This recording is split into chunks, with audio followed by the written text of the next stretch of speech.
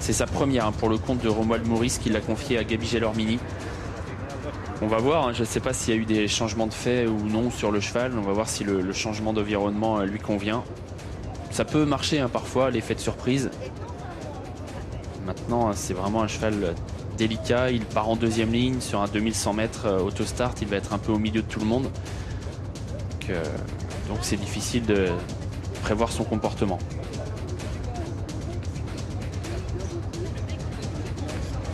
Ça baisse un peu au niveau des cotes sur Crystal Piergi, Michael Cormier qui a fait le déplacement lui aussi, avec un cheval qui a bien gagné sa vie, je dirais, ces derniers temps dans le centre. C'est un ancien du Val d'Estaing.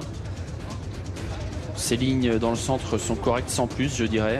On va voir s'il a le niveau de Paris aujourd'hui. Sur ces lignes, c'est pas évident de répondre par l'affirmative.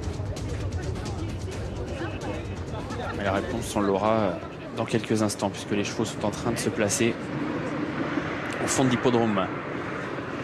Les 2100 mètres de la petite piste. Franck Nivard donc favori, il part très bien. Franck Nivard avec un cheval qui a beaucoup de vitesse. C'est Krypton qui va s'installer très vite aux avant-postes pour certainement attendre ensuite un dos qui va peut-être se profiler avec à l'extérieur Captain d'Urville, le numéro 7. Au centre, il y a également Camélia de Bélève, le 5, avec tout près des premiers Coucou mon neveu, le numéro 3, et Crystal Piergi, le 4, qui est tout près.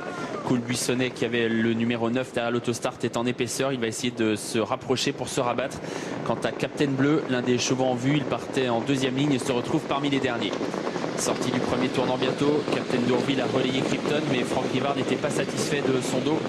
Et du coup, il a décalé le favori Krypton qui vient gentiment rejoindre Captain d'Urville qui est repris. Cool Buissonnet vient lui aussi et voilà le délicat Carnegie Hall qui est lancé à l'extérieur. Carnegie Hall qui est lancé, donc qui va venir très vite sur la ligne de tête pour passer devant les tribunes. Carnegie Hall qui vient à toute allure et Gabi Gelormini va réussir à prendre la tête à un tour de l'arrivée avec ce cheval délicat mais qui est doué et qui pour le moment est bien au trot. Carnegie Hall qui fait du train désormais avec Krypton qui est deuxième, qui va bénéficier de son sillage. Cliffhanger le 16 s'est bien rapproché, il est troisième alors que Cool Buissonnet est au galop. Le numéro 9 faute également du 16 Cliffhanger. Le 9 et le 16 au galop se retirent de la course, direction la ligne d'en face. Carnegie Hall qui a l'avantage avec en deuxième position le favori Krypton. Troisième place pour Captain d'Urville. Coucou mon neveu est quatrième à la corde. À l'extérieur, on tente de se rapprocher avec Connor Cash le 17 qui a du mal toutefois à progresser et qui reste en suspension. La ligne d'en face, on va vite désormais sous l'impulsion de Carnegie Hall et de Gabriele Gelormini qui ne reprend pas, qui laisse avancer ce cheval délicat. Krypton est toujours deuxième. Oh, faute de Carnegie Hall. Carnegie Hall qui était en tête est au grand galop. Il est vraiment très compliqué et son pilote n'a pas pu le remettre. C'est terminé. Gros effort dans la ligne d'en face de Captain Bleu. Captain Bleu qui vient vite désormais, qui va rejoindre en tête de course Captain d'Urville qui a pris l'avantage. Krypton qui est toujours dans le sillage des animateurs avec également un peu plus loin le numéro 5 Camélia de Bélève. Tournant final. Captain Bleu qui vient à la hauteur de Captain d'Urville. Très beau rapproché de Crystal Piergi également qui est venu dans le dos des premiers. Krypton est toujours là avec un peu plus loin Camélia de Bélève, avec également un peu plus loin Clovis des Vaudes, ou encore un cheval qui tente de quitter l'arrière-garde, c'est Sirius Descourrières.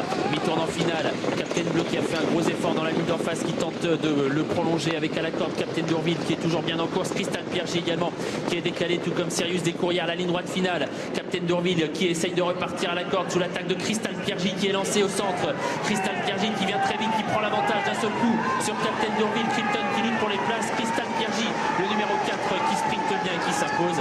Crystal Piergi s'impose. Captain d'Urville le 7 est deuxième. Krypton le numéro 8 sera troisième et Captain Bleu le 14 quatrième. La victoire pour Crystal Piergi, l'élève de Michael Cormier. Michael Cormier qui signe son deuxième succès sur l'hippodrome de Vincennes.